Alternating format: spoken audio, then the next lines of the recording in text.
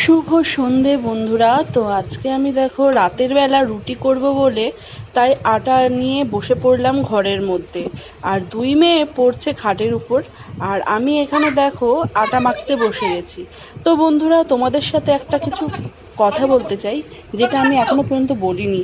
তোমরা যারা যারা আমার লাইফস্টাইলটাকে পছন্দ করো দেখার জন্য, তো তোমরা একবার কমেন্ট করে বলো যে হ্যাঁ আমাদের ভালো লাগে বা খারাপ লাগে।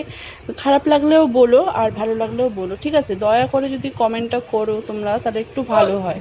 যারা যারা আমার এই ভিডিওটা দেখছো তারা প্লিজ একবার একটু কমেন্ট করে জানিও, কারণ আমি আমার লাইফস্টাইলের মধ্যে অনেক কিছু চেঞ্জ করতে চাই। সেটা তার জন্যই আমি বললাম, কিন্তু আমি নিজের থেকে না কোনোদিনও বুঝতে পারছি না যে আমি কীরমভাবে করলে আমার লাইফস্টাইলটা একটু বেটার বানাতে পারবো। তো তার জন্য আমি তোমাদের কাছে অনেক কৃতজ্ঞ যদি তোমরা একটু কমেন্ট করে বলো যে আমার লাইফস্টাইলটা মানে কোনখানে প্রবলেম হচ্ছে বা কোনখানে ঠিকঠাক হচ্ছে। সেইটা যদি তোমরা একটু বলে দিতে পারো তাহলে একটু খুব সুবিধা হয় আমার, তাহলে ব্লগটা করতে।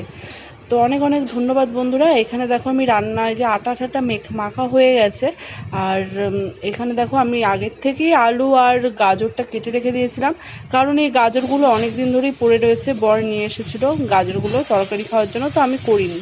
তো গাজর তরকারিতে দিলে জানো তো বন্ধুরা, আমার মেয়েরা খেতে চায় না, এই জন্যই আমার প্রবলেম। তো রাতের বেলা যেহেতু রুটি করছি, গাজরগুলোও নষ্ট হয়ে যাচ্ছে, তো তার জন্য আমি গাজর আর আলু কেটে গাজরের আজকে তরকারি বানাচ্ছি। তো আমার ছোটো মেয়ে তো বললো যে আমি তো তরকারি খাবোই না। তো আমি বললাম ঠিক আছে, তুই গাজরগুলো বেছে রেখে দিয়ে তুই আলু দিয়ে খাবি। বললো ঠিক আছে, তাহলে আমাকে গাজরগুলো বেছে দিও। তুমি বললো হ্যাঁ ঠিক আছে। তো তাই দেখো করছি, না হলে কি বন্ধুরা, গাজর দুটো তো নষ্ট হয়ে যাবে। তো গাজরের সবজির অনেকই দাম, তোমরাও জানো, সবাই জানে গাজরের অনেক দাম। তো গাজর কি, আলুরও অনেক দাম, কোনো সবজিরই অনেক দাম এখন। তো দিন দিন তো বাড়ছে বন্ধুরা, জিনিসপত্রের দামও অনেক বাড়ছে। তো ভেবেচিন্তে যা করতে হয় ভেবেচিন্তেই করতে হয়, তো না করলে না। তো আমার বর খুব ভালোবাসে গাজর খেতে। তো বর অ্যাকচুয়ালি মেয়েদের জন্যই নিয়ে আসে গাজরটা, যেহেতু আমি নাকি শুনেছি গাজর খেলে বাচ্চাদের চোখ ভালো হয়। তো যার জন্য আমাদের জন্যই নিয়ে এসছে। শুধু বাচ্চাদের কেন, সবারই চোখটা ভালো থাকে এরকম শুনেছি। এবার জানি না কতটা সত্যি আর কতটা মিথ্যে। তো যাই হোক বন্ধুরা, তো দেখো আমি এখানে এই যে তরকারিটা এখনও রান্না করছি। তরকারি যতক্ষণ না আমার কমপ্লিট রান্না হবে ততক্ষণ আমি রুটি বানাতে পারবো না, কারণ বন্ধুরা আমার এই দুটো ওভেনের মধ্যে একটা ওভেনই ভালো রুটি করার পক্ষে, আর একটা ওভেন পুরোটাই নষ্ট হয়ে গেছে। তো যার কারণে আমি তরকারি বসিয়ে রুটি করতে পারবো না। তো এই দেখো এখানে আমার মেয়ে চলে এসছে। দেখো আমার মেয়েকে, বড় মেয়ে, এটা আমার বড় মেয়ে। তো দেখো আমার বড় মেয়ে আর আমাকে দেখো। তো সবাই বলে নাকি আমার বড় মেয়ে আমার মতন দেখতে হয়েছে, কিন্তু আমার তো মনে হয় না যে আমার মতন দেখতে হয়েছে। তো যাই হোক, হতে পারে, আমার না মনে হলেও হতে পারে। তো সত্যি বলছি, আমার দুই মেয়ে না আমার কাছে আমার জান, আমার প্রাণ, সত্যি বলছি। তো আমার এই দুই মেয়ের নামে যদি কেউ উল্টোপাল্টা কথা বলে বন্ধুরা, তো আমি সহ্য করতে পারি না, ভেতর থেকে খুবই কষ্ট হয়। যাই হোক, বলে তো না, তাও বললাম। তো এই যে দেখো আমার বড় মেয়েকে আমি পেলেই আমি শুধু আদর করি। তো ভিডিওতে আমি দেখাই না, কিন্তু আজকে একটু দেখে নিলাম, আমি আর পারলাম না, বড় মেয়েকে সামনে পেয়ে আদর করতে শুরু করে দিলাম। তো এই দেখো এখানে বড় মেয়ে জিজ্ঞেস করতে এসেছিলো, মা কী রান্না করছো? তো ওকে তো বলেইছিলাম আগে, তাও এসছে জিজ্ঞেস করতে যে হলো কি হলো না। হ্যাঁ, তো আমি বললাম যে তুই দাঁড়া একটুখানি, তোকে একটু দেখাই। হুম। তো ভিডিওতে দেখো একটা লাইফস্টাইল ভিডিওতে একটা ফ্যামিলি সবাইকে একটু একটু করে দেখানো ভালো। তো তার জন্য দেখো আমি আজকে ভিডিও বানাচ্ছি শুধু আমি।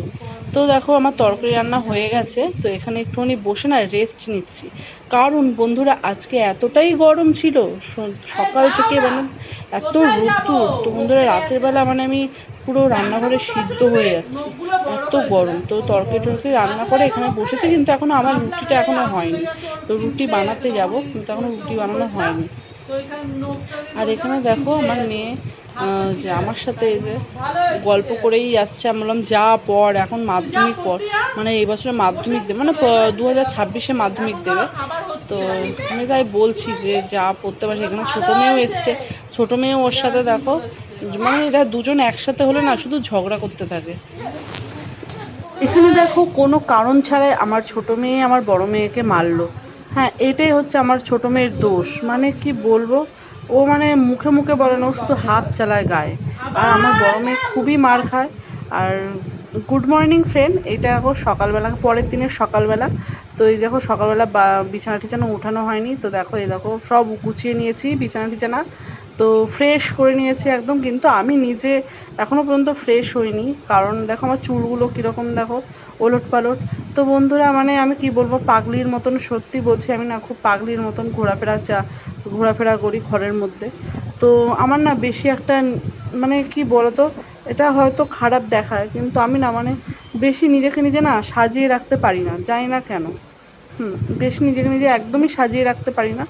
তো তার কারণে তোমরা দেখো আমাকে খুব বিচ্ছিরিভাবে দেখো, আমিও জানি সেটা, আমিও বুঝি। আর এখানে দেখো আমার বড় মেয়ে স্কুল যাচ্ছে।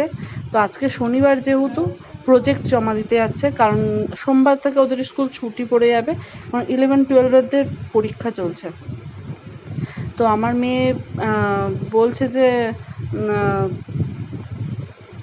তো সোমবার থেকে যেহেতু ছুটি পড়েছে, ওর পড়ার সুযোগটা অনেক ভালো হয়ে গেল, কারণ স্কুল থাকলেও পড়তে যাবে না, মানে সরি, স্কুল যাবে না, কারণ মাধ্যমিক দেবে যেহেতু, টেস্ট আছে সামনেই। আর এখানে দেখো এই যে আমার ইয়োগা টিয়োগা হয়ে গেছে কমপ্লিট, কিন্তু বন্ধুরা রান্না কমপ্লিট এখনও হয়নি। কি করব আমি সেহেতু সেটাই ভাবছি। বর বাজার করে এনে রেখে দিয়েছে, কিন্তু আমার এখনও পর্যন্ত রান্না কমপ্লিটই হয়নি, কিচ্ছু হয়নি। এই যে আমি ইয়োগা করে এখন বসেছি কটা খেতে, কারণ সেই 2টো বেজে যাবে, 2:30টা বেজে যাবে।